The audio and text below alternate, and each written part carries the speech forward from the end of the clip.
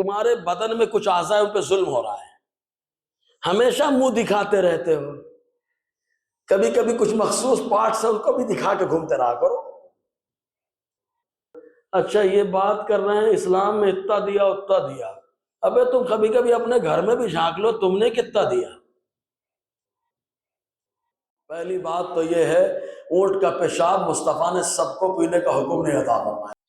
معزز سامعین کرام، ابھی جو 21واں اعتراض ہے وہ اس میں کچھ مفسر قرآن اپنے آپ کو کہلانے والے وہ بھی اس کی زد میں آ گئے، اور ان لوگوں نے فرشتوں کے وجود کا انکار کر دیا معاذ اللہ، اور اس کی وجہ سے دہریہ اور مرتد اور خارج از اسلام خود ہو گئے وہ۔ تو شیطان کا ان لوگوں نے انکار کر دیا، فرشتوں کے وجود کا انکار کر دیا۔ شیطان کی بات آئی تو ان لوگوں نے کہا شیطان نام ہے برائی کی طاقت کا، جس کے اندر برائی کی طاقت ہے وہی طاقت شیطان ہے، اور جو اچھائی ہے اور اچھائی کی جو طاقت ہے اسی طاقت کا نام جو ہے فرشتہ ہے۔ چنانچہ اب آپ اگر کہیں گے ایسا کہنے والا کون ہے تو ہم کہیں گے بہت ہی مشہور و معروف نام ہے، جنہوں نے کتاب تفسیر القرآن لکھی اور انہوں نے ایک یونیورسٹی کی بنیاد بھی ڈالی ہے، دنیا سر سید کے نام سے جانتی ہے۔ تو انہوں نے اپنی کتاب تفسیر القرآن کے اندر یہ کہا ہے کہ فرشتے نام ہے نیکی کی طاقت کا اور شیطان نام ہے بدی کی طاقت کا۔ تو اب اس کا کیا جواب دیا جائے؟ اولاً تو انہوں نے جب اعتراض کیا تو ان کو یہ معلوم ہونا چاہیے کہ تم کلمہ کس کا پڑھتے ہو۔ اگر تم کلمہ اللہ کی وحدانیت اور مصطفیٰ کی رسالت کا پڑھتے ہو تو تم کو قرآن کو ماننا پڑے گا، بولو نا۔ اگر کلمہ پڑھتے ہو تو ماننا پڑے گا، قرآن نے ان کو مستقل ایک مخلوق کہا ہے تو یہ ماننا پڑے گا کہ فرشتے ایک مستقل مخلوق ہے اور شیطان بھی ایک مستقل مخلوق ہے جن کو اللہ تعالیٰ نے پیدا فرمایا۔ اس پر قرآن کی آیتیں شاہد ہے اور احادیث مصطفیٰ بھی شاہد ہے۔ لیکن تھوڑا سا بولیں گے دماغ میں آنا چاہیے، اب میں بھائی بتا چکا ہوں محدود دماغ میں غیر محدود باتیں کیسے آ جائیں، اور پھر محدود دماغ میں چھوٹے دماغ میں بڑی باتیں ہمیشہ آئے، ضروری تو ہے نہیں ہے۔ بہت ساری چھوٹی چھوٹی چیزیں ہوتی ہیں جن میں بڑی چیزیں نہیں آتی ہیں، پھر بھی سمجھنے کے لیے تیار ہو جائے کہ دیکھیں پہلے بہت ساری ایسی غیر مادی شے ہیں غیر مادی جو نظر نہیں آتی ہیں اور ان کے وجود کا انسان قائل ہے، جیسے عقل ہے۔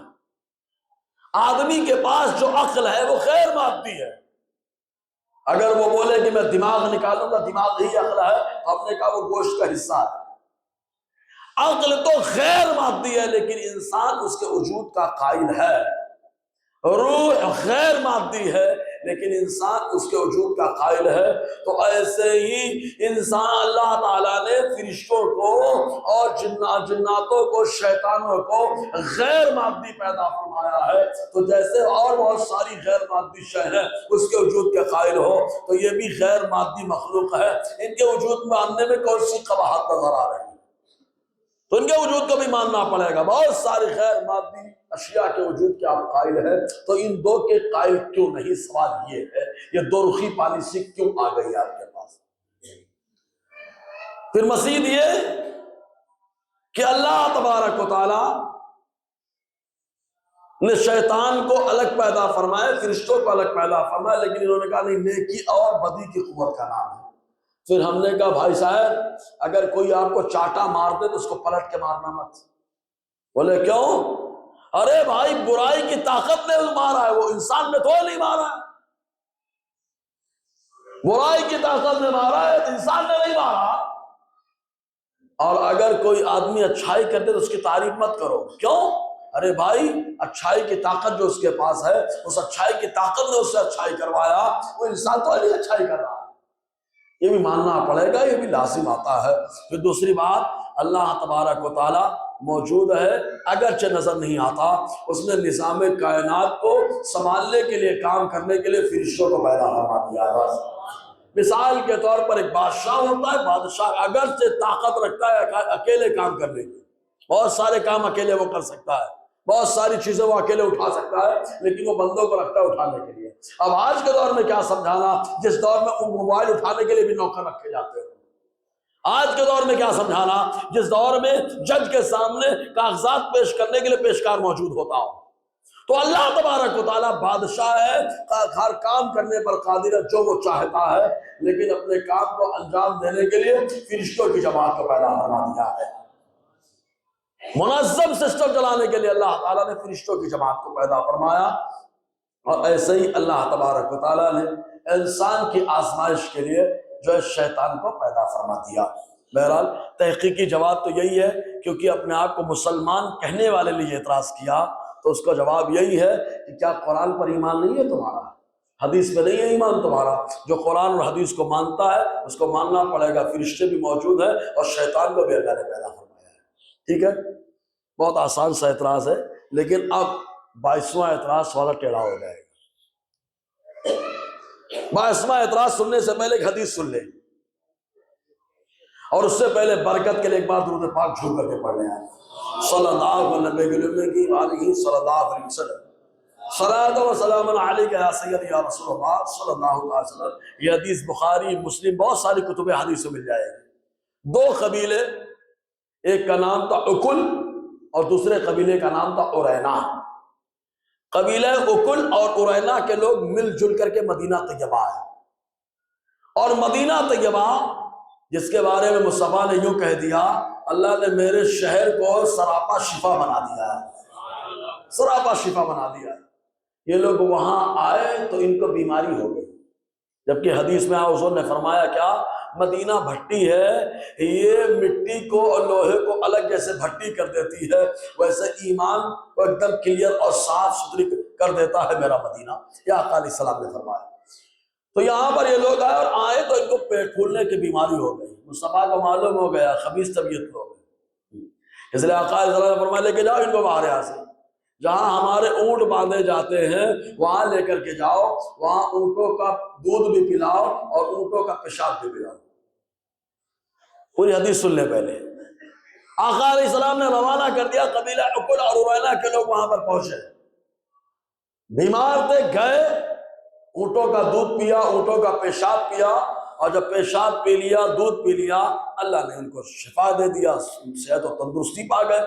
تو اپنی شرارت پہ آ گئے، رنگ بتانا شروع کر دیا، سانپ کو دودھ پلانے کی طرح کام کرنا شروع کر دیا۔ کیا اٹھا کر کے وہ لوگ جو اونٹ کی نگرانی پر مقرر تھے، ان صحابہ کرام کو ان لوگوں نے مارا اور شہید کر دیا، اور سارے اونٹ لے کر کے بھاگ گئے، سارے اونٹوں کو لے کر کے بھاگ گئے۔ آقا علیہ السلام کو بتایا گیا اللہ کے نبی صلی اللہ علیہ وسلم قبیلہ عقل اور ارینا کے لوگوں نے ایسا ایسا کیا ہے۔ تو حضور صلی اللہ علیہ وسلم نے صحابہ کرام کو سر پر دوڑایا، جاؤ پکڑ کے لاؤ ان کو۔ اور مصطفیٰ کہہ دے تو کہاں بھاگ کے جا سکتا ہے بندہ، کہاں بھاگ کر کے جا سکتا ہے؟ بھاگ رہے تھے بہت اسپیڈ سر پر، لیکن صحابہ دوڑے اور جا کر کے پکڑ لیا۔ پکڑا تو جنگ ہوئی، باقاعدہ مقابلہ کیا ان لوگوں نے، لیکن مصطفیٰ نے صحابہ کو پکڑنے کا حکم دیا تھا نا، تو غلبہ اللہ نے صحابہ کو عطا فرما دیا۔ صحابہ کرام پکڑ کے لے کر کے آئے، اور جب پکڑ کے لے کر کے آئے تو حضور صلی اللہ علیہ وسلم نے چوری کی سزا دی، ان کے ہاتھ کو کاٹا گیا، اور پھر قصاص کی سزا دی گئی۔ قصاص میں جو آدمی کسی کے جس عضو کو نقصان پہنچاتا ہے اس عضو کو کاٹا جاتا ہے۔ تو پہلے چوری کی سزا میں ہاتھ کاٹے گئے، اور پھر ان لوگوں نے اونٹ کے نگلا صحابہ کرام کو جو زخم دیا تھا، اسی زخم کے عوض قصاص کے طور پر ان کے ہاتھ اور پیر پھر کاٹ دیے گئے۔ اور اس کے بعد آقا علیہ السلام نے حد کے طور پر، تعزیر کے طور پر، آقا علیہ السلام نے ان کی آنکھوں میں گرم گرم سلائیاں پھیر دی، اور مقام حرہ میں ان کو ایسے تپتی ہوئی دھوپ کے، چلچلاتی دھوپ کے اندر چھوڑ دیا گیا۔ پانی مانگتے تھے، مصطفیٰ نے کہا کوئی پانی نہیں دے گا، حضور صلی اللہ علیہ وسلم نے سختی سے منع فرما دیا۔ اسی حال میں ان کا انتقال ہو گیا۔ یہ ہے پوری روایت۔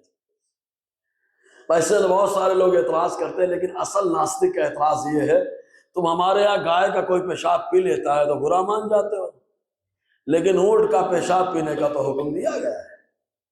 اعتراض سمجھ میں آ گیا؟ بولے گائے کا پیشاب اگر کوئی پیے تو بولے پیشاب پی رہا ہے، اس کو تمیز بھی نہیں کیا پیا جاتا ہے کیا نہیں پیا جاتا ہے۔ اور تمہارے اسلام کے اندر کیا قبیلہ عقل اور ارینا کے لوگوں کو اونٹ کے پیشاب کو پینے کا حکم نہیں دیا گیا؟ سمجھ میں آیا؟ یہ اعتراض ہوا۔ اب اس کا جواب ہم نے کہا سنو، پہلی بات تو یہ ہے اونٹ کا پیشاب مصطفیٰ نے سب کو پینے کا حکم نہیں عطا فرمایا، بولو نا یار، اور سلو بولے یار، پیشاب سب کو پینے کا حکم نہیں دیا۔ وہ خبیث طبیعت مرتد ہو گئے، اسلام سے پھرے، اور ان لوگوں نے آقا علیہ السلام کے فرمان کو ٹھوکر مار دی۔ مصطفیٰ نے پہلے ہی سے اس کو بھاپ لیا تھا۔ آقا علیہ السلام نے اسی لیے کہا مان خبیث طبیعت لوگ ہیں، اس لیے ان کو پیشاب پینے کا حکم دیا۔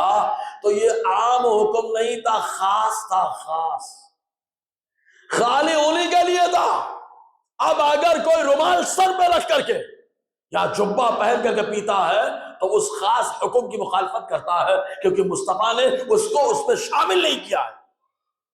اور یا تو ہو سکتا ہے وہ اپنے آپ کو قبیلہ ارینا اور اکل کے لوگوں میں سے مانتا ہو۔ اگر کوئی ویڈیوز نظر آ جائے اس میں کوئی پیتا ہوا دکھ جائے تو سمجھ لینا قبیلہ اکل کے لوگ آ گئے ہیں، ارینا کے لوگ آ گئے ہیں جو پیشاب پی رہے ہیں، ورنہ مصطفیٰ نے خاص حکم قبیلہ عقل اور ارینا کے لوگوں کو لیے دیا تھا، تمام مسلمانوں کے لیے نہیں دیا تھا۔ سمجھ میں آیا پہلا فرق؟ تو وہ خاص تھا، اور یہاں پیشاب جو ہے نا مادران برادران وطن کا، یہ پیشاب سب کے لیے عام ہوتا ہے۔ ایک فرق سمجھ آ رہا ہے نا؟ دوسرا فرق، آقا علیہ السلام نے ان کو علاج کے طور پر پلایا تھا، بولو نا یار، علاج کے طور پر۔ تو علاج کی تشخیص کے طور پر رکھا گیا معاملہ، اور علاج کے طور پر تو بہت سارے معاملات الگ ہو جاتے ہیں، اور یہاں علاج کے طور پر نہیں آیا تو تبرک کے طور پر پی رہے ہیں۔ دو فرق۔ پہلا فرق یہ کہ یہاں عام حکم ہے، اور وہاں اونٹ کے معاملے میں قبیلہ عقل اور ارینا کے لیے خاص حکم تھا۔ دوسرا فرق یہ کہ یہاں علاج کے طور پر تھا، اکل اور ارینا کے لوگوں کو کہ علاج کے طور پر پیا جائے، اور وہاں پر جو ہے جو ہمارے ہاں پیتے ہیں مادر برادران وطن کا پیشاب، تو وہ پیشاب جو ہوتا ہے وہ علاج کے طور پر نہیں ہوتا ہے۔ تیسرا فرق، علاج کے طور پر جب کوئی چیز استعمال ہو تو ضرورت کا تحقق ہوتا ہے، اور ہماری شریعت کا قانون ہے الضرورات تبیح المحظورات۔ جب ضرورت کا تحقق ہو جائے، جان جانے کا خطرہ ہو، تو جان بچانے کے لیے حرام چیزوں کو بھی میرا مولا حلال فرما دیتا ہے، بولو یار۔ ضرورت کے تحت حرام چیزوں کو بھی اللہ تبارک و تعالی حلال فرما دیتا ہے، لیکن وہ ہمیشہ کے لیے چیز حلال نہیں ہوتی ہے، ضرورت کی مقدار حلال ہوتی ہے بس، سمجھ میں آیا؟ اس سے زیادہ نہیں، اور تمہارے یہاں تو ہمیشہ کے لیے۔ تین فرق سمجھ میں آئے؟ پہلا فرق کیا؟ خاص حکم تھا اکل اور ارینا کے لیے، یہاں عام ہے۔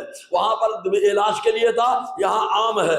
وہاں پر کیا ہے؟ ضرورت کے تحت اللہ تبارک و تعالی حرام کو بھی حلال فرما دیتا ہے۔ یہاں تو ضرورت ہو یا نہ ہو، اب تو پیشاب کے ساتھ یہ آئس کریم بھی کھائی جا رہی ہے۔ آئس کریم سمجھے؟ آئس کریم بھی کھائی جا رہی ہے، جو مادر برادران وطن کے شکم سے نکل رہی ہے آئس کریم، جی۔ دوسرا تین فرق ہو گئے۔ چوتھا فرق یہ ہے کہ میرا نبی حکیم ہے، اور حکیم کا ہر کام حکمت سے بھرا ہوتا ہے، بولو یار۔ حکیم کا ہر کام حکمت سے بھرا ہوتا ہے۔ حضور نے پیشاب پینے کا حکم دیا تو سب کو فکر ہو گئی، کیوں دیا کیوں دیا کیوں دیا کیوں دیا کیوں دیا کیوں دیا، لیکن جیسے انہوں نے شرارت کر دیا، صحابہ کو معلوم ہو گیا خبیث سے، اس لیے مصطفیٰ نے ان کی خباثت کو پہلے ہی بتا دیا ہے، پہلے ہی بتا دیا کہ خبیث ہیں، دیکھو پہلے ہی میں بتا دے رہا ہوں۔ یا آقا علیہ السلام نے نشاندہی فرما دی کہ یہ خبیث طبیعت لوگ ہیں۔ چلو وہ خبیث طبیعت ہے، تم لوگ بھی خبیث ہو کیا؟ تم لوگ بھی خبیث طبیعت کے حامل ہو کیا؟ ادھر خباثت کی وجہ سے حکم ملا، تو کیا تم بھی خبیث طبیعت کے حامل ہو گئے کہ خباثت کی وجہ سے پیشاب پینے کا حکم مل گیا؟ پھر دوسری چیز کیا ہے معلوم؟ وہاں پیشاب پینے سے، وہاں پیشاب پینے سے آدمی عظمت والا نہیں سمجھتا کہ بہت برکت والا پیشاب ہے، بہت عظمت والا پیشاب ہے، بہت پوتر پیشاب ہے کہ گھروں میں بھی چھڑکا جائے، دکانوں میں چھڑکا جائے، ہسپتالوں میں چھڑکا جائے۔ وہاں عظمت نہیں بتائی گئی ہے، وہاں وقار نہیں بتایا گیا، وہاں پر معاملہ کچھ اور رکھا گیا۔ اور تمہارے یہاں کے جو پینے کا سسٹم ہے اس میں عظمت بتایا جا رہا ہے کہ اس کو چھڑکو تو پاک بنو گے، اس کو ڈالو تو پوتر ہو جاؤ گے، اس کی چھڑکائی پہ آدمی عظمت والا ہو جاتا ہے۔ یہی فرق ہے دونوں کا۔ معلوم یہ ہوا نیت بدل گئی اور حکم بدل جاتا ہے۔ اب بولو فرق سمجھ میں آ گیا؟ یہ 4 طریقے کا فرق ہے، اور بھی تحقیق کرنے جائیں گے تو اس سے بھی معاملہ نکلے گا۔ اگر فرق سمجھ میں آ رہا ہے تو بولو نا سبحان اللہ، ہے نا؟ یہ ایسے اعتراضات ہیں جو سادہ بھولا مسلمان جب سنتا ہے تو کبھی کبھی دھوکہ کھا جاتا ہے۔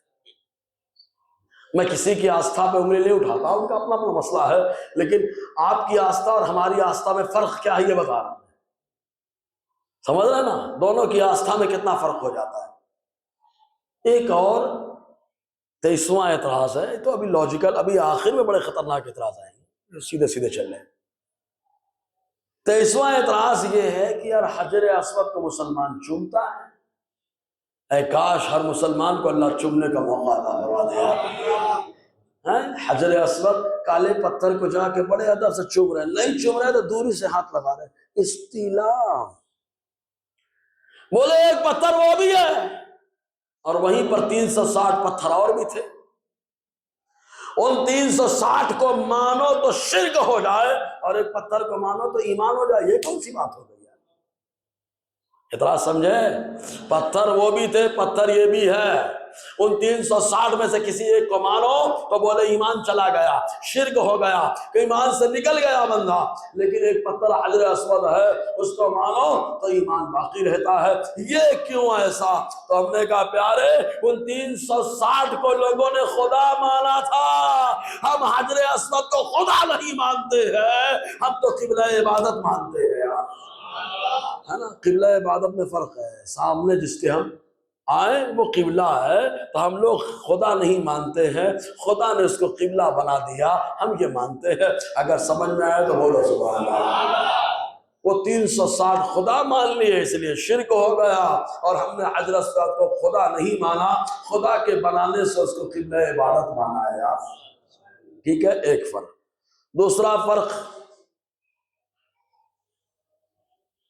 یہ 360 بتوں کے بارے میں یہ عقیدہ رکھا جاتا تھا کہ بڑی طاقت رکھتے ہیں، غیبی طاقت ہے ان 360 کے پاس۔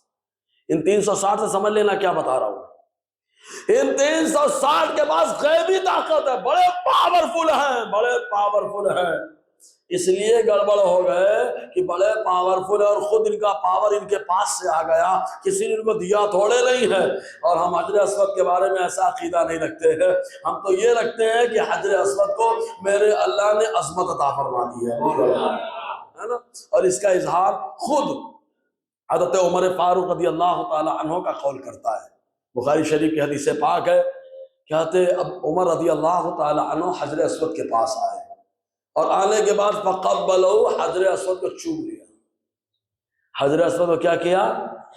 چوم لیا۔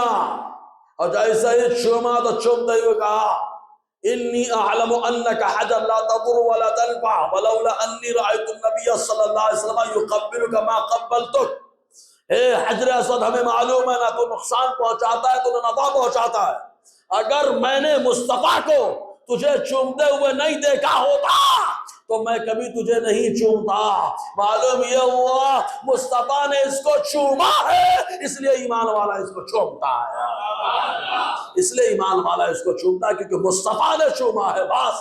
تو ہم لوگ حجر اسود کی عبادت نہیں کرتے ہیں، حجر اسود کی تعظیم کرتے ہیں، اور تعظیم اور عبادت میں بڑا فرق ہوتا ہے۔ تو 360 کی عبادت ہو رہی تھی اور حجر اسود کی تعظیم ہو رہی ہے۔ فرق سمجھ میں آیا تو بولو نا یار۔ ہاں، وہ لوگ ٹینشن میں آئے جو نماز میں کسی کی تعظیم کا گڑبڑ کر دیتے ہیں معاملہ۔ تو ہم نے کہا نماز میں حجر اسود کی تعظیم کی کہ ہاں، بولے حضرت اس کے سامنے بالکل کھڑا ہوا۔ بولے کیوں؟ بولے سامنے رہو گیا نا، عظمت کے پیش رہتا۔ تو ہم نے کہا تعظیم کرنا یہ شرک نہیں ہوتا، اگر ہوتا تو تیری نماز بھی لفڑے میں ہوتی۔ 360 کی عبادت ہوتی ہے اور حجر اسود کی تعظیم ہوتی ہے. اگر دونوں فرق سمجھ میں آیا ہے تو بول دو سبحان اللہ. ہے نا؟ ابھی ایک 24واں اعتراض ہے بھی بڑا ایسے ہی ہے آج کے حالات کے حساب سے. بولے ایک ہمارے یہاں ہندوستان میں دریا ہے، اس دریا کو گنگا کہا جاتا ہے، دریائے گنگا. دریائے گنگا کے پانی کو مسلمان مقدس کیوں نہیں مانتے جبکہ خود ان کے یہاں ایک کنویں کا پانی آتا ہے؟ بولے زمزم کا کنواں، وہاں کا پانی آتا ہے تو بولے بڑا مقدس پانی. صحیح ہے؟ تو بولے اس پانی کو تم نے مقدس والا مانا اور دریائے گنگا کے پانی کو مقدس نہیں مانا. پہلے تو ہم کہیں گے سنو یار، ہمارے یہاں پانیوں کی شان سنو. ایمان والوں کے ہاں ہر پانی کی شان سنو، خالی یہ کہ اس میں گندگی نہ آئے. اب تم گندگی سنبھالو، شان خود بخود بڑھ جائے گی. میرے نبی نے فرمایا ان الماء طہور، جب پانی آتا ہے تو ہر گندے کو صاف کر دیتا ہے. بولو یعنی گندگی کو صاف کرنے والا ہے پانی ہمارے نزدیک، چاہے وہ کیسا پانی ہو. شرط یہ ہے لا ينجسه شيء الا ما غیر لونه او طعمه او ريحه. آقا فرماتے پانی کو کوئی چیز ناپاک نہیں کر سکتا. ہاں اگر کوئی چیز ناپاک کرے تو یا تو اس کے رنگ کو بدل دے گی وہ چیز، اور یا تو اس کی بو کو بدل دے گی وہ چیز، اور یا تو اس کے ذائقے کو بدل دے گی وہ چیز. اب چیک کر لو، جہاں رنگ بدل جائے وہ گڑبڑ ہے، جہاں ذائقہ بدل جائے وہ گڑبڑ ہے، جہاں بو بدل جائے وہ گڑبڑ ہے. ہمارے یہاں رنگ بو ذائقہ مزہ بدلتا ہے، پانی گڑبڑ ہو جاتا ہے. لیکن میرے اللہ نے زمزم کو رنگ بو اور مزہ کے ساتھ سلامتی عطا فرما دیا ہے نا. جو سلامت ہے اس کے اندر کوئی خرابی نہیں ہے، ہم اس کو پاک کرنے والا مانتے ہیں. اب تو اپنے ہاں جتنے بھی دریا بہتے ہیں ہندوستان میں، ہر دریا کے پانی کو دیکھ لو، رنگ سلامت ہے، بو سلامت ہے، مزہ سلامت ہے. تو تم کچھ مانو یا نہ مانو، ہم تو وضو کر کے نہا کر کے پاک صاف ہو جاتے ہیں. بولو نا یار. اور ہمارے یہاں تو پاک کرنے والا ہو گیا پانی، وضو بنانے کے قابل ہو گیا پانی. بولے حضرت یہ بات تو نہیں، عظمت والا پانی. ہم نے کہا یہ بات تو اچھی کر دی تم نے، عظمت والا. تو پھر تو اس میں تو ہمارے ٹوپی والے بھائی بھی پھنس جائیں گے. بولے کیوں پھنس جائیں گے بھائی؟ ہم تو سے پوچھیں گے پانی عظمت والا کیسے ہو گیا؟ سب لیبل میں رہنا چاہیے، پانی تو پانی. تو یہ خود بولیں گے، بولے حضرت نہیں، اور پانی یوں ہی نکلتا ہے، لیکن زمزم کا پانی حضرت اسماعیل کے قدموں کو چوم کر کے نکلا ہے. بولو نا. جو نبی کے قدم کو چوم لیتا ہے وہ عظمت والا ہو جاتا ہے. ہم نے کہا واہ واہ پیارے، جس پانی نے اسماعیل علیہ السلام کے قدموں کو چوما وہ پانی عظمت والا ہو گیا، تو سوچو مصطفیٰ نے کہاں کہاں اپنے قدموں کو رکھا ہے. جہاں جہاں مصطفیٰ کا قدم ہر شے عظمت والی ہے. اگر سمجھ میں آئے تو بولو نا. سمجھ میں آئے تو اس پانی نے نبی کے قدموں کا بوسہ لیا ہے. اب یہاں کے پانی کو چیک کریں کس کا قدم چوم رہی ہے. ٹھیک ہے، نہ جانے کتنی سٹیز سے کون سا دریا بہتا ہے، ہم نام نہیں لے رہے کسی دریا کا، اور اس میں کیا کیا تبرک آتا ہے. دوسری چیز، ہم لوگ زمزم کو برکت والا، عظمت والا، مقدس پانی کیوں مانتے ہیں؟ اس کی وجہ ہماری آستھا ہے. ہماری آستھا ہے، اور آستھا کسی کی بھی کچھ ہو سکتی ہے بھائی. ہم اپنی آستھا تمہارے اوپر تھوپتے نہیں ہیں. اگر سمجھ میں آیا تو مان لینا. جیسے کچھ لوگ ولیوں کے بارے میں مانتے نہیں کہ پاور ہے یا نہیں ہے، پاور ہے یا نہیں ہے، لیکن جیسے ہی جن لگتا ہے ویسے پیر موسیٰ قادری یاد آ جاتے ہیں. بہت سلو بولے یار. جیسے ہی جن لگا ویسے پیر موسیٰ قادری آ گئے. ہم نے کہا وہاں جانے کی کیا ضرورت ہے؟ مالک دوا خانے کا میں کہا، بولے حضرت دوا خانے سے اب کام نہیں چلے گا، اب شفا خانے کی ضرورت ہے. ابے میں نے کہا وہاں جائے گا شرک ہو جائے گا. ارے بولے شرک 2 نمبر پہ، پہلے جنات بھاگنا چاہیے. تو یہ حال ہو چکا ہے انسان کے. بڑا مطلبی خوبصورت سا یار انسان. تو ہماری آستھا ہے. کیا آستھا ہے؟ تو ہم نے کہا ہمارے نبی نے زمزم کے پانی کے بارے میں فرمایا. بولو نا یار. ہمارے نبی نے فرمایا، پہلے حدیث سنیں، مسند احمد بن حنبل کی حدیث ہے پاک. حضرت جابر بن عبداللہ رضی اللہ تعالیٰ عنہ بیان فرماتے، حضور نے فرمایا ماء زمزم لما شرب له. حضور نے فرمایا زمزم کا پانی ہر اس چیز کے فائدے کے لیے ہے جس کے لیے وہ پیا جائے. اب آپ کس کے لیے پی رہے ہو؟ کچھ لوگوں نے کہا حضرت پتھری ہے. ہم نے کہا پی لے. مصطفیٰ نے کہا شفا ہے. بولو نا. بولے حضرت پیٹ خراب رہتا، ہم نے کہا پی لے۔ مصطفیٰ نے کہا ہر اس کام کے لیے ہے جس کے لیے آدمی پی رہا ہو، یعنی جو جس نیت سے پیتا ہے اللہ تعالیٰ اس زمزم کی برکت اس کو عطا فرما دیتا ہے۔ دوسری حدیث، حضور صلی اللہ علیہ وسلم نے فرمایا، اس کے راوی حضرت عبداللہ ابن عباس ہے، حدیث مجموع الزوائد کے اندر ہے کہ آقا علیہ السلام نے فرمایا خیر ماء علی وجہ الارض ماء الزمزم۔ حضور نے فرمایا روئے زمین پر جتنے بھی پانی ہیں سارے پانیوں میں سب سے بہتر پانی زمزم کا پانی ہے، سب سے بہتر زمزم کا پانی ہے۔ کیوں؟ ایسا پانی جس میں پانی کا مزہ بھی اور کھانے کا بھی مزہ ہے۔ بولو یار، 2 in 1 کام کرتا ہے، فیہ طعام الطعام وشفاء السقم۔ حضور نے فرمایا اس میں کھانے کا مزہ بھی ہے اور پینے کے اندر اللہ شفا بھی دیتا ہے۔ جی اسی طریقے سے ایک حدیث میں اور آیا، حضرت ابو بکر صدیق رضی اللہ تعالیٰ عنہ کے شہزادے عبد الرحمن کے بیٹے محمد، یعنی اور محمد کے بیٹے، اور آگے پڑھنا امام جعفر صادق کا سلسلہ مل جائے گا۔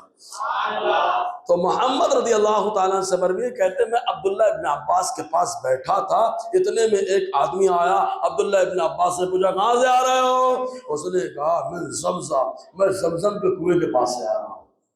تو آپ نے فرمایا عبداللہ ابن عباس نے کہا تو نے زمزم کو پیا؟ اس نے کہا کیسے پیتا؟ میں نے کہا پینے کا طریقہ یہ ہے جب اس سے پیو تو قبلے کی طرف منہ کرو، فاستقبل القبلہ، قبلے کی طرف منہ کرو، وذکر اسم اللہ، اور اس پر اللہ کا نام لے یعنی بسم اللہ کرو، وتنفس ثلاثا، اور 3 سانس میں پیو، وتدلع منہا، اور اس کو پیٹ بھر کر کے پیو، پیٹ بھر کر کے پیو۔ کیوں؟ اور جب فارغ ہو جاؤ تو اللہ کی حمد کرو یعنی الحمدللہ کہو۔ حضور نے فرمایا ان آیت ما بیننا و بین المنافقین انہم لا یتضلعون من زمزم۔ حضور نے فرمایا اس لیے کہ ہمارے اور منافقوں کے درمیان فرق یہ ہے کہ وہ پیٹ بھر کے زمزم نہیں پیتے ہیں، ہم ایمان والے پیٹ بھر کر کے زمزم پیتے ہیں۔ اور پیٹ بھر کر کے زمزم پینا تو معلوم یہ ہوا زمزم کے بارے میں ایک پروفٹ، ایک نبی کا فرمان ہے۔ تمہارے یہاں جو دریا ہے اس کے پانی کے بارے میں کس کا فرمان ہے؟ تو بولے عام آدمی کا فرمان۔ ہم نے کہا عام تو بہت کچھ کانڈ کر رہا ہے، کانڈی آدمی کا فرمان نہیں چلے گا، اس نبی کی بات چلے گی جس کو اللہ تعالیٰ نے تمام کانڈوں کو ختم کرنے کے لیے بھیجا ہے۔ بولو نا، سمجھ میں آئے جی؟ اب یہاں سے چونکہ اب ہماری آستھا ایک اور بڑھ جاتی ہے، اسماعیل علیہ السلام کے قدم کو چومے تو ہر سے شفا، اسماعیل علیہ السلام کے قدم کو چومے تو ہر بیماری سے شفا۔ تو کچھ پانی ہے جنہوں نے مصطفیٰ کے ہاتھ کو چوما ہے، خالی چوما ہی نہیں مصطفیٰ کے ہاتھوں سے بھی نکلا۔ تو اسی لیے علامہ اسماعیل نبہانی فرماتے ہیں کہ وہ پانی جو مصطفیٰ کی انگلیوں کے بیچ سے نکلا وہ پانی زمزم سے بھی زیادہ افضل والا ہے۔ وہ قدم کو چوم کے نکل رہا ہے، یہ ہاتھوں کو چوم کے نکل رہا ہے، وہ ذبیح اللہ کے قدموں کو چوما ہے، یہ حبیب اللہ کے ہاتھوں سے نکل رہا ہے۔ یہ عظمت والا پانی ہے۔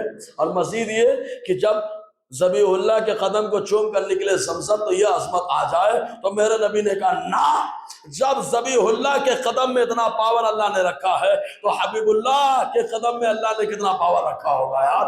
اسی لیے تو میرے رضا نے کہا جس کے طلبوں کا دھون ہے آب حیات ہے وہ جان مسیحا ہمارا نبی۔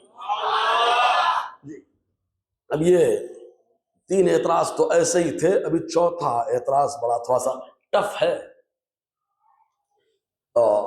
اس طور پر کہ بھائی بولے مسلمان بولے سب کو برابری کا حکم دیتا، بولے کیسے؟ بولے دیکھو نا امیر بھی مسلح پہ ہے، غریب بھی مسلح پہ ہے، جہاں امیر کا سر ہے وہاں غریب کا قدم ہے۔ بولے سسٹم ہے، سسٹم اسلام میں برابری کا، تو بولے حد رہے برابری کا اسلام میں سسٹم، تو مرد اور عورت میں برابری کیوں نہیں؟ بولے کس چیز میں؟ بولے زبردستی عورت کا پردہ پردہ پردہ، پہنو نقاب، گرمی ہو چاہے کچھ پہنو نقاب، اسی لیے چلا رہے ہیں ہمارے یہاں آزادی ملے گی، آ جاؤ تم کو نقاب نہیں پہننا پڑے گا، نہیں پہننا پڑے گا اسی لیے تو سامان نہیں باہر ہے، اسی لیے تو سامان نہیں باہر ہے۔ نقاب جہاں جہاں آتا ہے اللہ عظمت وہاں وہاں بھیج دیتا ہے۔ بولو نا، کرونا کٹ جہاں جہاں محفوظ ہے اللہ کرونا سے ان کو محفوظ کر دیتا ہے. تو جب کرونا سے بچنے کے لیے کرونا کا لباس پہننا ضروری ہوتا ہے تو دنیا داروں کے نظروں سے بچنے کے لیے ہماری عزتوں کو نقاب کا لباس پہننا ہوتا ہے. سمجھے نا؟ تو بولے وہ حضرت برابری نہیں ہوتی نا. تو اب سنو تو تھوڑا سا ہماری اسلام میں تو میری باتیں سمجھ میں آ رہی ہیں نا؟ تو اب 2-3 باتیں میں کر رہا ہوں. زمین سے پہلے پھل پہ چلے، سبزی پہ چلتے. سبزی دیکھی ہے آپ نے کبھی؟ سبزی چلو 2 سبزیاں ہیں 2 طرح کی جو زمین میں اپنے آپ کو چھپا کے رکھتی ہیں. ایک مولی، سمجھ میں آیا؟ گاجر. مولی گاجر بیچاری وہ بھی اندر لیکن بغیر چھلکے کے. اگرچہ لوگ چھیل کے کھاتے ہیں کچھ لوگ، ورنہ چھیلنے کی ضرورت نہیں ہے. دھو لو، دندانے مبارک سے لگا لو اور ان کے مزے لے لو. مولی گاجر ان کے اوپر کپڑا نہیں ہے، کپڑا نہیں ہے. پھر اس کے بعد آئیے وہی زمین سے نکلنا ہے آلو، اروئی چھلکے کے ساتھ آ گئے. اب ان لوگوں سے پوچھو انصاف کرنے والوں سے، اے نیچری لوگوں، نیچر کو تم مانتے ہو، نیچر نے فرق کیوں کر دیا؟ تمہارے نیچر نے فرق کیوں کر دیا کہ ایک طرف بغیر چھلکے کے پیدا کر دیا اور دوسری طرف چھلکے چھلکا دے دیا؟ یہ فرق کیوں؟ سمجھ میں آ رہا ہے؟ جناب نیچری صاحب اپنے نیچر سے پوچھو کہ نیچر ناانصافی کیوں کر رہا ہے. اور آگے بولو پھل کی مثال لاتا ہوں. پھل دیکھو، کچھ پھل وہ ہیں جو بغیر چھلکے کے ہیں. جناب انگور ہے نا، انگور، اسٹرابیری، شہتوت، بلو بیری، راسبیری، جامن وغیرہ بغیر چھلکے کے ایسے ہی کھاتے ہیں. اور وہیں پر دوسرے طرح کے پھل آئے، کیلا چھلکے کے ساتھ، سنترا چھلکے کے ساتھ، انار چھلکے کے ساتھ، تربوز چھلکے کے ساتھ، خربوز چھلکے کے ساتھ. اور نیچر ماننے والے بھائی صاحب یہ بتاؤ نیچر میں پھلوں میں فرق کیوں کر دیا؟ کیوں کر دیا؟ تم کو ایک کیلا سے بولنا چاہیے کیلا تیرے ساتھ ظلم ہو رہا ہے، اتنا موٹا کپڑا تجھے دے دیا گیا. تو کیلا بولے گا او بھائی صاحب تمہاری مہربانی تمہارے پاس رکھو، اگر میرا کپڑا اتر گیا تو مکھیاں ٹوٹ پڑیں گی، میں سو جاؤں گا، گل جاؤں گا. انار کہے گا میرے دانے خراب ہو جائیں گے، میرا پانی خراب ہو جائے گا. ایسے ہی سارے معاملات نظر آئیں گے. تو معلوم یہ ہوا اللہ نے پھل اور سبزی کو اگرچہ زمین سے پیدا فرمایا لیکن ایک جیسا نیچر نہیں دیا ہے. اللہ تبارک و تعالیٰ نے پھلوں کو پیدا فرمایا لیکن ایک جیسا نیچر نہیں دیا ہے. کسی کو اللہ نے چھپا کر کمال بتایا تو کسی کو دکھا کر اللہ نے کمال عطا فرمایا. تو ویسے ہی انسان میں اللہ نے 2 صنف بنایا، مرد بنایا، عورت بنایا. کہا کیسے؟ کہا جیسے انڈیا میں حکومت چلانے کے لیے 2 خاص وزیر ہوتے ہیں، ایک وزیر داخلہ ہوتا ہے، ایک وزیر خارجہ ہوتا ہے، تو ویسے ہی گھر کے نظام کو چلانے کے لیے 2 وزیروں کی ضرورت پڑتی ہے، ایک خارجہ ایک داخلہ. جو وزیر خارجہ ہے اس کو مرد کہا جاتا ہے، جو وزیر داخلہ اسے عورت کہا جاتا ہے. بولو. اچھا وزیر خارجہ کہیں باہر والے معاملے میں انٹرفیئر کرتے نہیں کرتے؟ تو باہر کا معاملہ باہر والا کرتا ہے، اندر کا معاملہ اندر والا. اور جو اندر رہتا ہے ویسے ہی پردے میں رہتا ہے، اس کا پردے میں رہنا ہے، انصاف ہے. اگر سمجھ میں آئے تو بول دو سبحان اللہ. ورنہ ہم نیچر والے بھائی سے پوچھیں گے تمہارے بدن میں کچھ اعضاء ان پہ ظلم ہو رہا ہے، ہمیشہ منہ دکھاتے رہتے ہو، کبھی کبھی کچھ مخصوص پارٹس ہیں ان کو بھی دکھا کے گھومتے رہا کرو. نہیں سمجھے؟ پہننے کی کیا ضرورت ہے؟ اتنا حصہ کھول لو، خالی منہ چھپا لو، جیسے لوگ کانڈ کر رہے ہیں منہ چھپا کے گھوم رہے ہیں. سمجھ میں آیا؟ تو بولے پارٹس برابر نہیں انسان کے بدن کے. تو پھر میں نے کہا یار پارٹس برابر نہیں، تم بال کو برابر نہیں رکھ پا رہے ہو، حد سے بڑھ جائے تو کاٹ دیتے ہو اور نیچے والے کیوں نہیں کاٹ؟ تو خود کہیں گے نہیں نیچر یہ چاہتا ہے. ہم نے کہا تمہارا نیچر کرے تو انصاف، ہمارا اللہ اگر نیچر کو پیدا فرمائے ایسے تو نہ انصافی. اگر میری بات سمجھ میں آ رہی تو بولا نا یار. تو ایسے ہی انسان کے کچھ اعضاء ہیں جن کو چھپانا کمال ہوتا ہے. پیشاب پاخانے کے مقام کو چھپانا یہ حیا کی بات کہلاتی ہے، ان کو دکھانا بے حیائی ہے. ایسے ہی کچھ اعضاء ہیں جن کو چھپانا خطرہ کا نشان ہوتا ہے، جیسے آنکھوں کا چھپانا۔ پردہ لگا کے گھومتے رہو، کہیں پہ گڑم ہو جاؤ گے، کہیں پہ بھی گر جاؤ گے۔ معلوم یہ ہوا کچھ اعضاء وہ ہیں جن کو چھپانے میں کمال ہے، اور کچھ اعضاء وہ ہیں جن کو ظاہر کرنے میں کمال ہے۔ تو ہم نے کہا بس ایسا ہی انسانوں میں کچھ وہ ہیں جن کو بلا پردہ رکھنے میں کمال ہے، اور کچھ وہ ہیں جن کو پردے میں رکھنے میں کمال نظر آ رہا ہے۔ اور آگے بڑھیے بھائی صاحب، اور بہت ساری چیزیں ہیں جن کو کچھ کو چھپایا گیا، کچھ کو دکھایا گیا، پھر اعضاء میں آ گئے ظلم۔ اسی لیے ہمارے اللہ نے کیا ذہن دیا، جس کو چھپانا ہے وہ ظاہر کے کنٹرول میں رہتا۔ بولے ظاہر کون؟ ہم نے کہا مرد۔ میرے اللہ نے فرمایا الرجال قوامون علی النساء، روٹی سبزی پیٹ پالنے کے لیے کھانا پینا نان و نفقہ، اس کا انتظام باہر والا وزیر کرے گا۔ اس باہر والے وزیر کو مرد کہا جاتا ہے۔ اللہ نے اس کو سنبھالنے کا سسٹم عطا فرما دیا ہے، یہ قوام ہو چکا ہے۔ پھر بولے آج کے دور میں کندھے سے کندھا ملا کے عورت چل رہی ہے۔ ہم نے کہا کندھے سے کندھا ملا کے چل رہی ہے تو رات میں اکیلے کا سفر کرنے میں ڈر رہی ہے۔ بولی موری عزت کا خطرہ ہے، ای خطرہ او خطرہ۔ ارے عزت کا خطرہ ہی بتا رہا ہے کہ وہ ناقص ہے، عزت کا خطرہ ہی بتا رہا ہے کہ وہ ناقص ہے۔ مرد جا رہا ہے کوئی ٹینشن نہیں، عورت کو سہارے کی ضرورت ہے، سہارا وہ لیتا ہے جو ناقص ہوتا ہے۔ تو اس نے سہارا لے کر کے بتا دیا کہ وہ ناقص ہے، وہ خود بتا رہی میں ناقص میں ناقص، اور یہ زبردستی اس کو کامل کامل کر رہے ہیں۔ کرتا پھٹا ہے، آستین نہیں ہے، ایک آستین ہے، کرتا چیخ چیخ کے بول رہا ہے میں ناقص ہوں میں ناقص ہوں، لیکن ناستک آیا بولے نہیں کامل ہوں۔ تو سمجھ لے لے یار، چلا کے جھاڑ پہ چڑھا رہا ہے، خود چلا کے جھاڑ پہ چڑھا ہوا ہے۔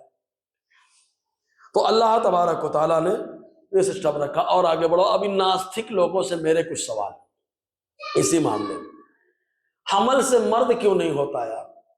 انصاف کرو نا، اچھا انصاف کرو۔ ہمیشہ عورت حمل سے، ہمیشہ عورت امید سے، اسی کے ساتھ اتنا بڑا معاملہ۔ ارے بھائی عورت کے بجائے مرد کو ہونا چاہیے تاکہ اس کو بھی احساس ہو۔ پیریڈ کا معاملہ ہمیشہ عورت کا، مرد کا کیوں نہیں؟ بچے کے ولادت کے پاس نفاس کا خون آتا ہے، ہمیشہ عورت کے ساتھ، مرد کے ساتھ کیوں نہیں آتا؟ تو کہیں گے بھائی صاحب نیچر نے ایسا کر دیا۔ ہم نے کہا تمہارا نیچر کرتا ہے تو اچھا ہوتا ہے، اسی نیچر کو میرے اللہ نے پیدا کر دیا۔ بولا نا یار، انصاف کی بات کرو تو یہ بولو نا یار، اچھے سے انصاف کا گہار لگاؤ کہ مرد کیوں نہیں حاملہ ہوتا، مرد کو حیض اور پیریڈ کیوں نہیں آتا، مرد کو نفاس کیوں نہیں ہوتا۔ اگر یہ سوال نقاب پر تم کرتے ہو تو ہم کہیں گے نقاب سے آزادی مت دلاؤ، اس کو پیریڈ سے آزادی دلاؤ، اس کو نفاس سے آزادی دلاؤ، تو ہم مجبور ہو جائیں گے۔ ہم نے کہا جیسے نیچر وہاں پر ہے ویسے نیچر یہاں پر بھی ہے، اور نیچر کو پیدا کرنے والا میرا اللہ ہے۔ پھر مزید اچھا چلو ٹھیک ہے، پارٹس، انسان کے بدن میں کچھ پارٹس ہے نا، عورتوں میں عورتوں والے پارٹس، مرد میں مرد والے پارٹس۔ ابے جب برابری کر رہے ہو تو برابری کر رہے ہو تو دونوں میں ایک جیسے پارٹس لاؤ نا، بنا دو اس کو شیطان ایک ہی میں سب۔ تو بولے نہیں حضرات، تو ہم نے کہا سنو، اسلام میں جو نظام قائم کیا ہے، کبھی کبھی چھوٹے بھیجے میں بات نہیں آتی ہے، لیکن اللہ نے اس کو سراپا رحمت بنا دیا ہے۔ بولو یار، پھر کھڑے ہو جائیں گے نہیں مسئلہ ایسا ہے، پارٹس اللہ نے الگ الگ کر دیا، الگ الگ کیا گیا ہے، معاملہ الگ الگ کیا گیا ہے، کیونکہ دونوں کے کام الگ الگ ہیں۔ مرد کا کام الگ ہے، عورت کا کام الگ ہے، مرد الگ رہتا ہے، عورت الگ رہتی ہے۔ تو ہم نے کہا جب کام الگ الگ ہے تو لباس الگ الگ کیوں نہیں؟ کام الگ الگ ہے تو لباس الگ الگ کیوں نہیں؟ مرد کے لیے لباس ایسا ہے کہ چہرہ کھلا رہتا ہے، اور عورت کا لباس ایسا ہے جس میں چہرہ چھپا رہتا ہے۔ بولو، جب کام الگ الگ ہو سکتا ہے تو لباس الگ الگ کیوں نہیں ہو سکتا؟ جی، اور آگے بڑھیے۔ ایک ہی ڈاکٹر ہیں، آپریشن کرنے والے ڈاکٹر، ایک ٹائم پہ لباس پر آپریشن کرتے تو پورا کٹ پہنتے ہیں نا، اور آپریشن سے ہٹے تو کٹ اتار دیے، کیوں؟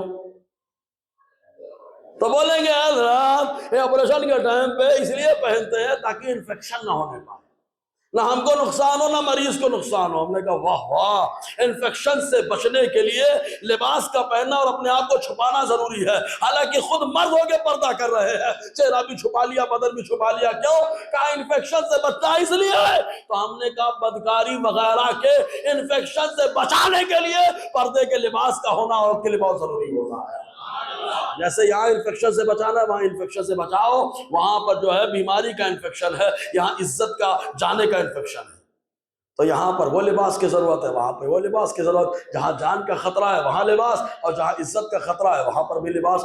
اگر سمجھ میں آئے تو بول دو سبحان اللہ۔ اور ہم لوگ تو کتنا بھی جواب دیں، دیندار لوگ، ان کو سکون ملے گا ہی نہیں۔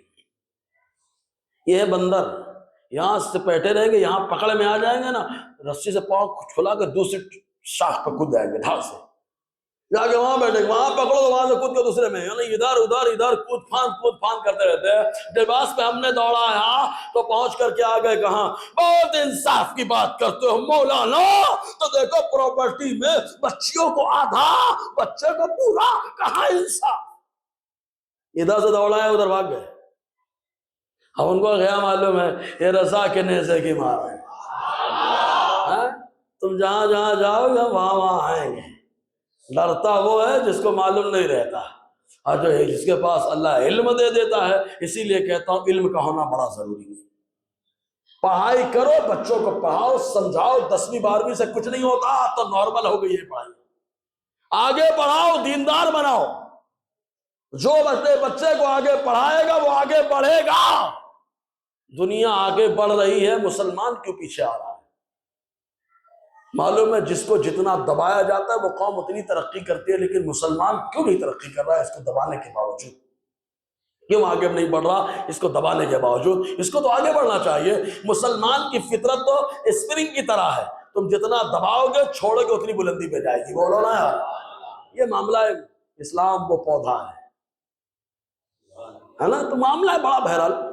تو ادھر سے پکڑے ہم نے تو ادھر کود کے چلے گئے، بولے یار لڑکی کے ساتھ انصاف تھوڑا نہیں ہوا، لڑکے کو پورا اور لڑکی کو، بولو نا، لڑکی کو آدھا ملا۔ بولے یہ سمجھ میں نہیں آئی بات، یہاں پر برابری لاؤ۔ لباس میں تم نے سمجھایا وہ ان کا معاملہ ہے، ان کے لیے یہ بہتر ہے، ان کے لیے بہتر ہے، لیکن یہاں پہ آدھا کیوں دیا لڑکیوں کو؟ ہمارے آدھے کو لڑکیوں کو پورا دیا جاتا ہے، لڑکوں کو پورا دیا جاتا ہے، برابر، سیم ٹو سیم۔ دیکھو انصاف ہمارا۔ ہم نے کہا واہ رے واہ، کیا انصاف ہے جس میں لڑکیوں کو بڑھا دے رہا ہے، لڑکے کو کم کر دے رہا ہے۔ بولے کیسے؟ ہم نے کہا دیکھ، نکاح ہوتا تو لڑکے کے ذمے مہر، لڑکے کے ذمے عورت کا خرچہ، لڑکے کے ذمے عورت کا کھانا، لڑکے کے ذمے بچوں کا پالنا، لڑکے کے ذمے سارے خرچے، یعنی ایک خرچے میں کئی خرچے ہیں۔ اور عورت وہ رکھلی اٹھا کے پیسہ تو شوہر مانگ نہیں سکتا، اگر مانگے دے دے تو جائز ہے، زبردستی نہیں کر سکتا کیونکہ وہ مالکہ ہو گئی۔ تو عورت کے تو دونوں ہاتھ میں لڈو ہے، شوہر کی طرف سے نفقہ مل رہا ہے، ابا کی طرف سے حصہ مل رہا ہے۔ بولو، بہت سلو سمجھے یار۔ عورت کے دونوں ہاتھ میں لڈو ہو گئے، ابا کی طرف سے حصہ ملا، شوہر کی طرف سے خرچہ ملا، ابا کی طرف سے حصہ ملا، شوہر کی طرف سے مہر ملا، ابا کی طرف سے حصہ ملا، اور اس کو رہنے کا گھر ملا شوہر کی طرف سے۔ معلوم ہوا دونوں ہاتھ میں لڈو ہے۔ بیچارہ شوہر ٹینشن میں تھا، کیا ہو کیا ہو، تو میرے اللہ نے کہا ان کو آدھا آدھا دے کر کے پورا کر دیا۔ اے بیچارے گھبرانا مت، تجھ کو ہم نے تیرے باپ کی پراپرٹی میں ہی پورا دے دیا ہے۔ بولو نا یار، تو اللہ کا نظام زبردست ہے۔ اگر سمجھ میں آیا تو بولو سبحان اللہ۔ سمجھ میں آ رہا ہے کہ نہیں آ رہا ہے؟ ہے نا، ادھر بھی ادھر بھی دونوں طرف سے مل کے پورا۔ یہ بیچارہ تھا ٹینشن میں، سسرال سے میرے واسطے تو کچھ ہے ہی نہیں نا، کہا سسرال سے نہیں ہے نا، تیرے ابا کی پراپرٹی میں تجھے پورا مل جائے گا۔ بولو نا یار، سمجھ میں آیا کہ نہیں آیا؟ تو یہ اسلام کا سسٹم ہے، اسلام کا سسٹم ہے۔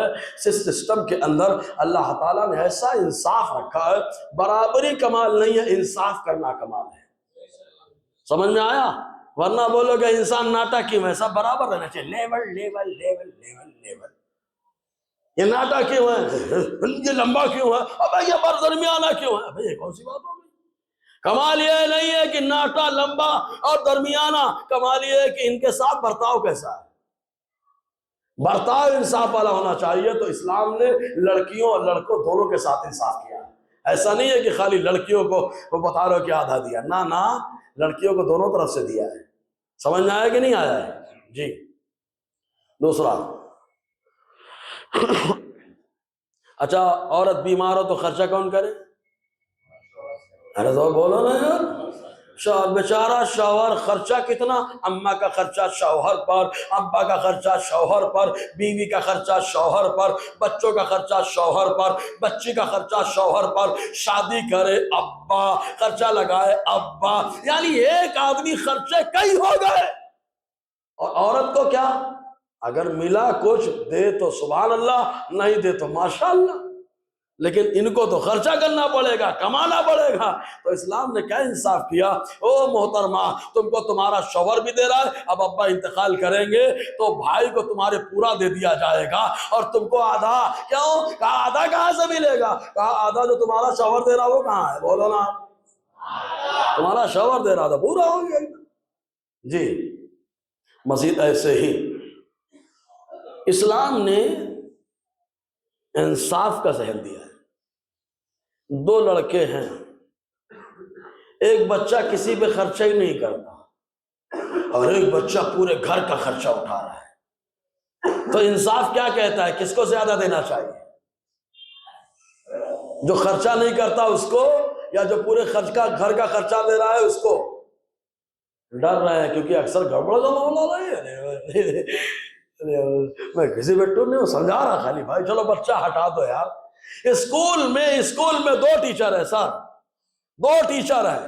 ایک ٹیچر ٹائم زیادہ دیتا ہے، ایک کم دیتا ہے. عزت زیادہ کس کو ملنی چاہیے؟ اب بولیں گے سب لوگ، زور سے بولو یار. جو زیادہ ٹائم دیتا ہے اس کی عزت زیادہ ہونی چاہیے، جو کم ٹائم دو اس کی عزت کم ہونی چاہیے. کہ دونوں کے برابر. بھائی جو جتنا زیادہ دے گا اتنا مال پائے گا، جو کم دے گا اتنا کام. ایسے ہی جو ڈاکٹر جو زیادہ دیکھ بھال کرتا ہے اس کا معاملہ بھی مضبوط ہونا چاہیے، اور ایک خالی نظر مار کے بھاگ جاتا ہے اس کا معاملہ کمزور ہونا چاہیے. کیوں؟ کہ انصاف کا تقاضا جو جیسا کرے گا اس کے ساتھ ویسا ہی معاملہ رہے گا. تو کہا شوہر خرچہ بہت کرتا ہے، عورت کو تو خالی اپنا دیکھنا رہتا ہے. اگر چاہے تو شوہر کو دے اور چاہے تو نہ دے، اس کا مسئلہ ہے، لیکن شوہر کو ہر حال میں خرچہ کرنا پڑتا ہے. تو جہاں خرچہ زیادہ ہے وہاں حصہ بھی اللہ نے زیادہ دے دیا ہے. بولو. تو مرد خرچ زیادہ کر رہا ہے. کچھ لوگ ہیں مشٹنڈے، وہ خرچہ ہی نہیں کرتے، وہ عورت کو ہی مار کے کھا جاتے ہیں. ظلم کرنے والوں کی بات نہیں ہو رہی یہاں پہ. ظالم ہر قوم میں پائے جاتے ہیں. داڑھی ٹوپی رکھ کر کے بھی آدمی ظلم کر سکتا ہے. اس لیے ایک آدمی کو دیکھ کر کے اسلام کو ٹارگٹ نہیں کرنا. اس کی مثال دے رہا ہوں. اسلام بولتا ہے نماز پڑھو، کیا سارے مسلمان نماز پڑھ رہے ہیں؟ بولو نا. تو مسلمانوں کو دیکھ کے بول دو کہ نماز بند کر دو. اسلام بول رہا ہے داڑھی رکھو، لیکن مسلمان نہیں رکھ رہا ہے، تو کیا مسلمانوں کو دیکھ کے بولو کہ داڑھی بند کر دو؟ تو ویسے ہی 2-4 مسلمان اگر ظلم کر رہے ہیں تو ان کو دیکھ کر سارے مسلمانوں کے بارے میں نہیں کہنا، کیونکہ بہت سارے دیوانے ایسے ہیں آج یہ مصطفیٰ کے قانون پہ ویسے ہی چلتے ہیں جیسے مصطفیٰ نے چلنا پسند فرمایا تھا. بولو یار، آج ویسے ہی چلتے ہیں. وہی انداز ہے، وہی منہج ہے، وہی طریقہ ہے. جی. تو اسلام نے انصاف کا ذہن دیا ہے. اور پھر دوسری بات، خالی ایک ہی قانون معلوم ہے. ہم نے کہا بھیا میراث پہ اگر بات کرو، حصے بکرے پہ بات کرو، لڑکیاں کے چھکڑیا کے جو ہے نا آدھا مل رہا، لڑکوں کے پورا مل رہا، تو ہم نے کہا پوری معلومات لو، پوری معلومات لو. کبھی کبھی تو لڑکیوں کو زیادہ مل جاتا ہے. اب عورت ہے کس کوالٹی کی، بیوی ہے، بہن ہے، ماں ہے، دادی ہے، نانی ہے، کیا ہے، یہ دیکھنا پڑے. جیسے کیٹیگری کے جس منصب کی ویسا حصہ اسلام نے دیا ہے. اگر بیوی ہے تو بیوی کو کبھی 1/4 ملتا ہے، کبھی 1/8 ملتا ہے، یعنی 1/4 ملتا ہے اور کبھی 1/8 ملتا ہے. اور اگر بیٹی ہے تو اس کے الگ الگ جو ہے مراتب ہے، کبھی آدھا، کبھی ثلثان، آدھا مطلب نصف مل رہا ہے، اور کبھی کبھی 2/3 مل رہا ہے، اور کبھی کبھی کیا ہے اس کو سدس مل جاتا ہے، 6واں حصہ ملتا ہے. اور کبھی کبھی الگ، دادی ہے تو اس کا حکم الگ ہوتا ہے، ماں ہے تو اس کا حکم الگ ہوتا ہے. معلوم یہ وہ عورت کو اسلام نے جیسا نہیں دیا، جیسا منصب ہے، جیسی ضرورت ہے، اسلام نے ویسا خرچہ اس کو عطا فرما دیا ہے. ہے نا، اس لیے پورا پڑھو یار، پورا پڑھو. اسی لیے ہمارے نبی نے فرمایا کیا معلوم؟ علم الفرائض فإنها نصف العلم. حضور نے فرمایا پراپرٹی کے قانون کو سیکھو. کس کے قانون کو؟ میراث کے قانون کو سیکھو، کیونکہ یہ آدھا علم ہے. لوگوں کے پاس آدھا علم نہیں رہتا اور بکواس بہت کرتے ہیں. اس کو اتنا ملا، اس کو اتنا ملا، یہ کر گیا وہ کر گیا. اے بابا یہ کر گیا وہ کر گیا، پھر سمجھا رہا ہوں وہ کیوں کر گیا. پہلے شریعت کو سمجھو. اگر کلمہ اللہ اور رسول کا پڑھتے ہو تو شریعت پہ چلو گے، اگر سمجھ میں آئے تو بولنا سبحان اللہ، ہے نا. تو اسلام نے فکس کر دیا ہے. اچھا یہ بات کر رہے ہیں اسلام میں اتنا دیا اتنا دیا. ابے تم کبھی کبھی اپنے گھر میں بھی جھانک لو، تم نے کتنا دیا. بولے بچیوں کو کچھ نہیں ملتا ہمارے یہاں تو بچوں کو ملتا ہی نہیں ہے. اور یو پی میں تو مسلمان بھی نہیں دے رہا ہے. کائے کو دوں میں لوگوں میرا حصہ. قیامت میں سمجھ میں آئے گا. سمجھ میں آیا؟ قرآن کی آیت ہے صراحتاً یوصیکم اللہ، جو حافظ ہے اٹھا کر کے ان سے پڑھوائے سنیں تفسیر. لڑکیوں کو بھی حصہ دیا جاتا ہے، نہیں دیا تو مسئلے میں آئیں گے. للذکر مثل حظ الانثیین، لڑکیوں کے لیے اللہ نے قانون نافذ فرمایا ہے. جی تو جو دیگر مذاہب ہیں، کیا وہاں لڑکیوں کو ملتا ہے کچھ؟ ارے بتاؤ ملتا ہے؟ دے دیے تو دے دیے، نہیں تو ماشاءاللہ وہ ہاضمہ بڑا مضبوط ان لوگ کا رہتا ہے. پورا کھا گئے اور وہ اسلام پہ بھونک رہے ہیں، اسلام پہ تبصرہ کر رہے ہیں. پھر بولے یار واقعتاً انصاف تو بہت ہوا اسلام میں یار. عورت کے لباس میں انصاف، عورت کے حصے میں انصاف، تو گواہی میں انصاف کیوں نہیں کر رہے؟ دیکھو میں نے کہا نا، اس ڈال سے کودا ادھر پہنچا، وہاں پھنسا، بھاگا، اس ڈال پہ کودا. گواہی سمجھے گی نہیں؟ کتنی عورتوں کی گواہی لگتی ہے کم سے کم؟ 2. اور مرد دیکھو، ایک مرد 2 عورتیں، یہ کون سا انصاف ہے؟ وہاں بھی اکیلی عورت ہونی چاہیے. ایک عورت کی گواہی ایک مرد کے برابر ہونی چاہیے. تم نے جو ہے نا 2 عورتوں کی گواہی ایک مرد کے برابر کر دیا. کہاں انصاف کیا تم نے؟ ظلم کیا، ظلم کیا، ظلم کیا. ابے میں نے کہا تو ظاہر کو دیکھتا ہے، اسلام میرا باطن کو سمجھاتا ہے. اور سلو ہے یار. بولے باطن. ہم نے کہا گواہی دینا ڈیرنگ کا کام ہے. اکیلی عورت ڈری رہتی ہے، سہمی رہتی ہے، اس پر کیا ظلم ہو رہا ہے بتاتی نہیں ہے، گھبرائی رہتی ہے معاملات میں. کیسے گواہی دے جا کر کے؟ اگر کچھ گواہی دے کوئی مصیبت کھڑی ہو جائے تو کیا کرے گی وہ؟ تو اسلام نے کہا ڈر مات، اگر تو بیٹی گھبرا گئی تو تیرے سہارے کے لیے ہم نے ایک اور عورت کو کھڑا کر دیا. بولو. گواہی کا معاملہ نازک ہوتا ہے. اور مرد تو بڑا ڈیرنگ بات ہوتا ہے، دیکھ لوں گا اکیلے، مرد کا بچہ ہوں. صحیح ہے کہ نہیں؟ آدمی بولتا ہے آجا اکیلے دیکھ لوں گا، مرد کا بچہ ہوں. لیکن لڑکی ڈرتی ہے، گھبراتی، کیسے جاؤں، کیا کروں، کیسے گواہی دو؟ تو اسلام نے کہا تیرے سہارے کے لیے ایک اور عورت کو کر دیا گیا ہے. اگر سمجھ میں آئے تو بول دو سبحان اللہ. نہیں، اسلام کے قانون کو دیکھو. نازک معاملہ ہے، نازک معاملہ. نازک معاملے میں گواہی تو نہیں. کچھ لوگ تو مرد بھی ڈرتے ہیں. ارے بھائی میں لاؤ جھمیلے میں، قیامت کے دن جھمیلے میں پھنسنا گواہی نہ دے کر کے. گواہ کو گواہی دینا چاہیے، یہ اسلام کہتا ہے. اور جو گواہی نہیں دے اور وہاں ظلم ہو رہا ہے تو قیامت کے دن حساب دینے کے لیے تیار رہے. چاہے میں ہوں، چاہے آپ رہیں، چاہے کوئی بھی ہو. تو مرد کو ایک گواہی ایک رکھا گیا، کیوں؟ وہ ڈیرنگ کرتا ہے. اور پھر میاں بھائی کی ڈیرنگ تو مشہوری تھی بھائی. یہ اور بات ہے. اب میاں بھائی کہاں ہیں؟ مسلمان ہے میاں بھائی.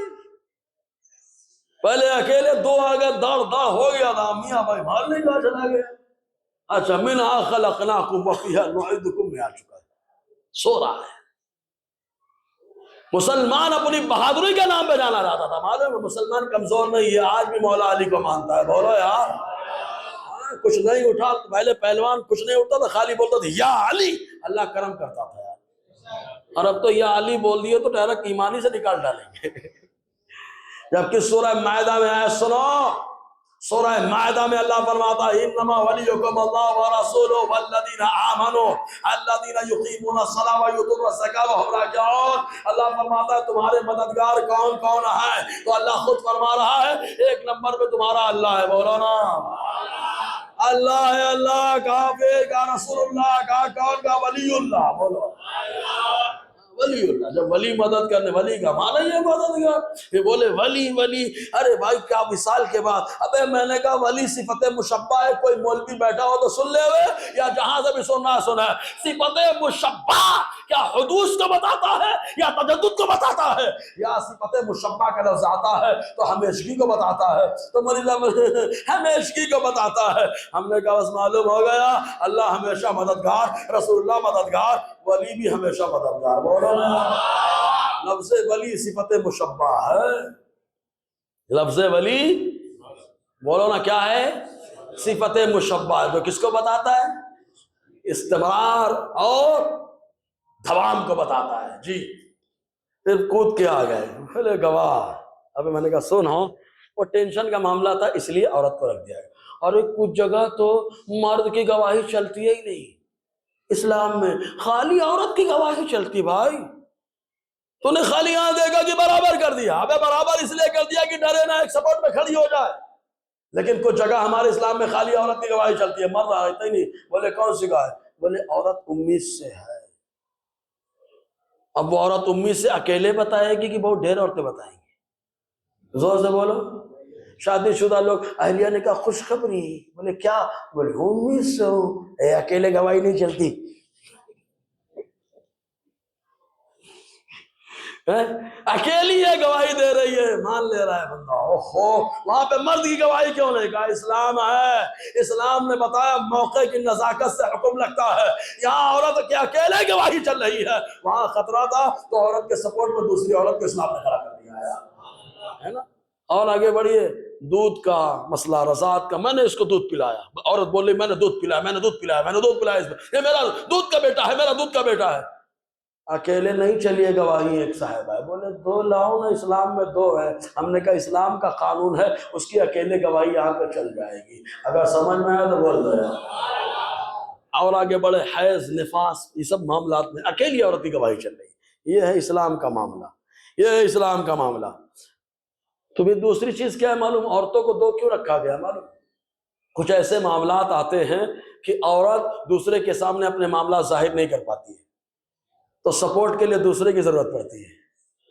تو وہ نہیں بول پا رہی اب ابا سامنے کیسے بولے بھائی سامنے کیسے بولے بیٹا سامنے کیسے بولے تو دوسری عورت کا سہارا دے دیا گیا بولے تو نہیں بول پا رہی ہے تو دوسری بھی ہے نا تیرے ساتھ گواہ اس کو بول دے وہ بول دے اگر سمجھ میں آ گیا تو بول دینا یار یہ اسلام کا نظام عدل و انصاف ہے کیا ہماری باتیں سمجھ میں آئی ہیں پوری اب آپ بتائیے موضوع چلنا چاہیے کہ رکنا چاہیے انشاءاللہ اب اس کی 7ویں قسط آئے گی